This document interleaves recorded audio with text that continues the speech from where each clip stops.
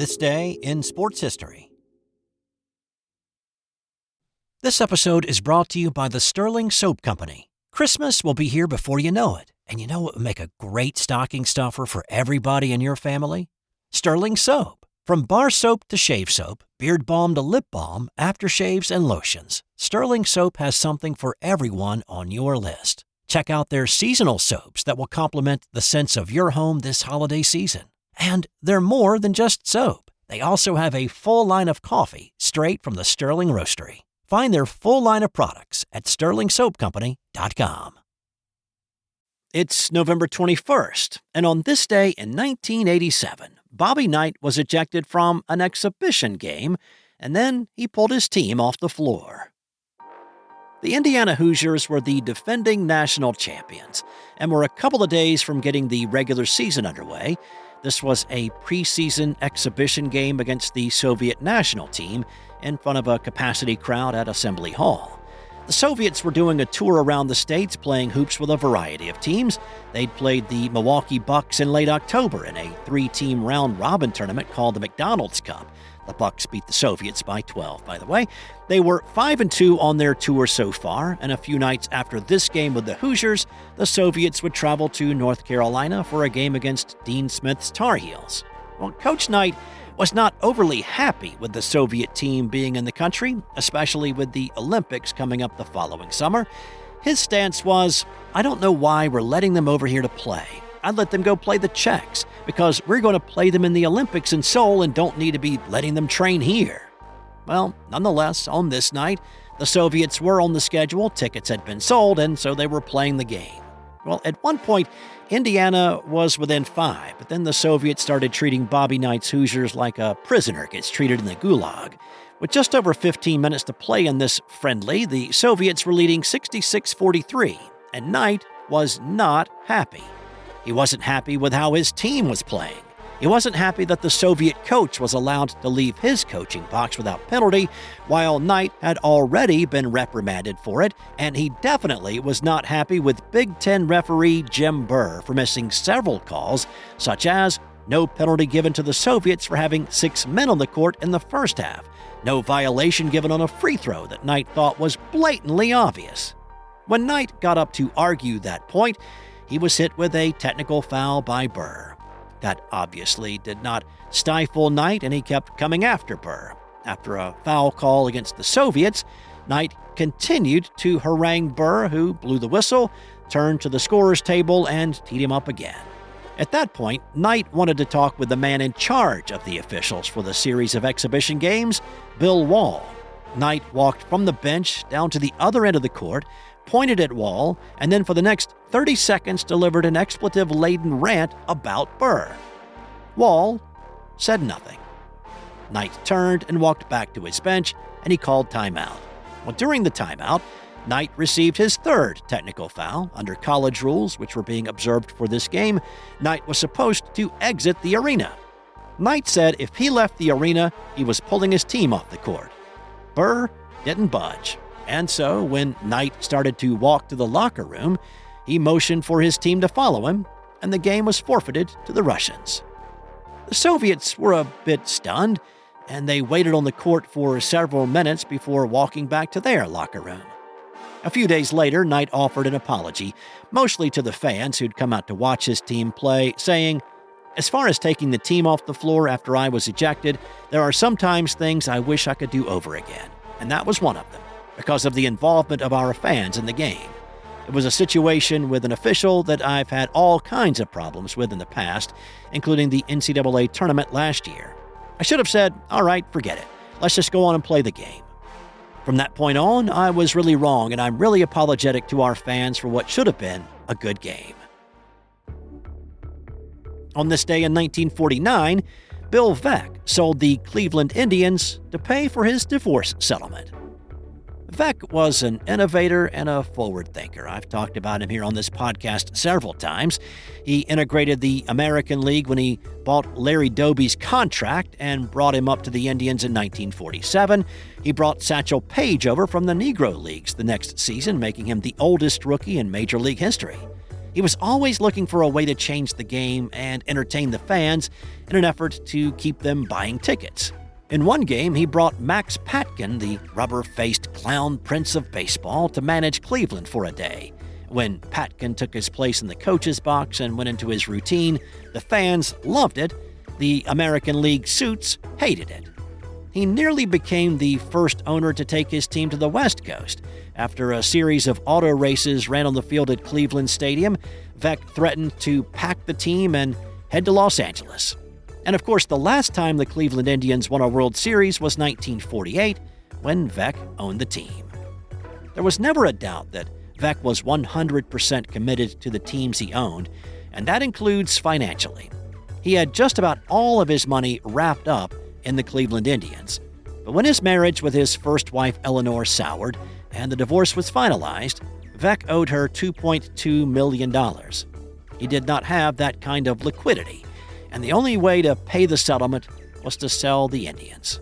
Veeck would take a few years off, but would come back to baseball in 1951 with the purchase of the St. Louis Browns, and then later was part of a group that bought the Chicago White Sox from the Cousy family in 1959.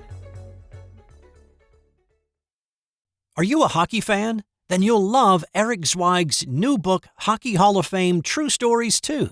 It's a treasure trove of untold tales, bizarre incidents, and captivating trivia that will leave even the most devoted puckhead astounded.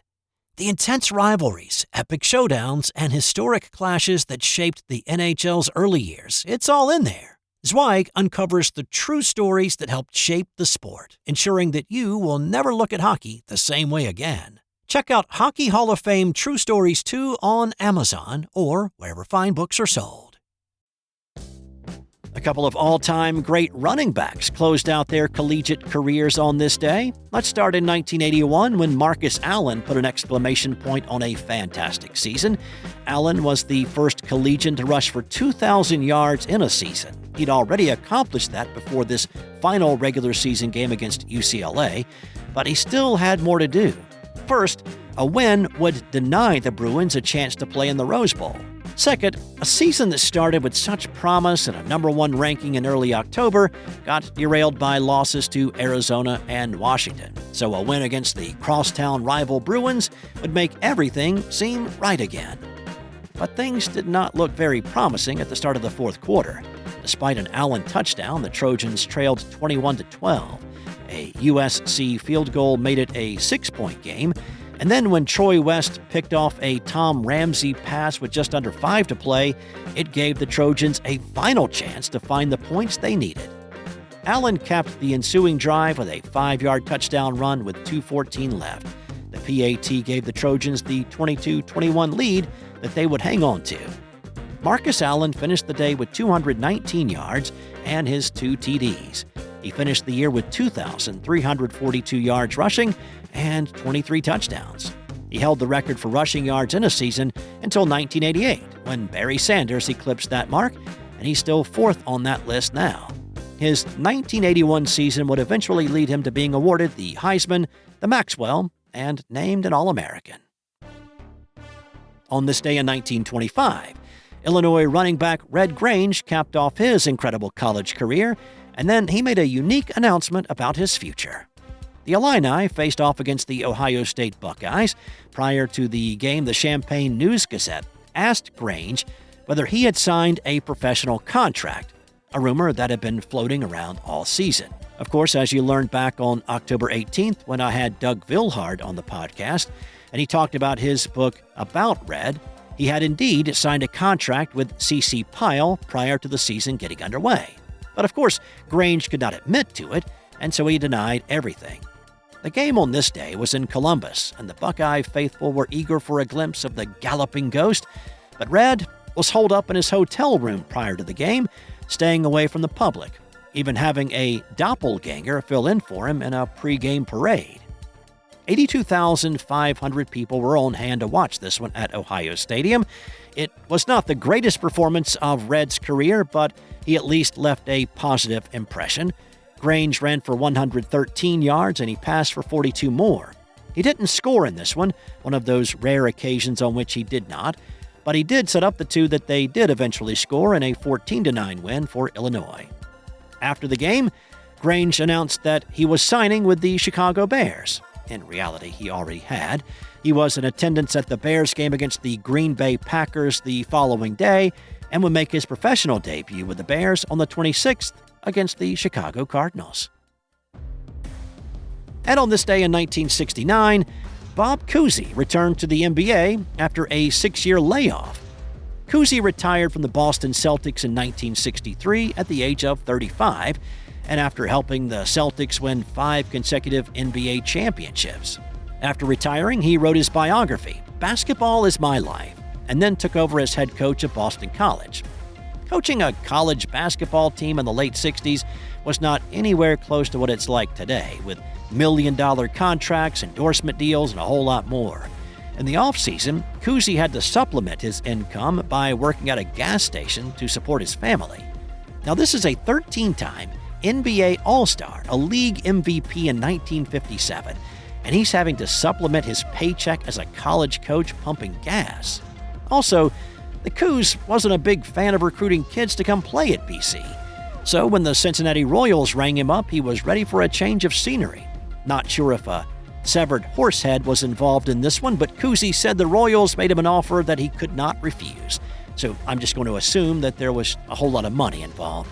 And Cousy decided at the age of 41 to add a little spice to his life and be a player coach. Well, on this night, Cousy wasn't in the starting lineup, but he did come off the bench to play his first game since his retirement from the Celtics. He scored 3 points and handed out a pair of assists in a 133-119 win over Chicago. He only played in 7 games during the season, and then he hung up the sneaks for real after it ended. It was the only season of 14 that he played that he was not an All-Star. And time now for today's Nothing to Do with Sports Fun Fact. As of October, there is only one American that still uses an iron lung to assist breathing. Martha Lilliard was 5 years old when she contracted polio in 1953 and became confined to an iron lung to breathe. She now only uses it to sleep at night in her Oklahoma home. That's all I've got for you today. I'll have more tomorrow on This Day in Sports History. This has been an original Thrive Suite production.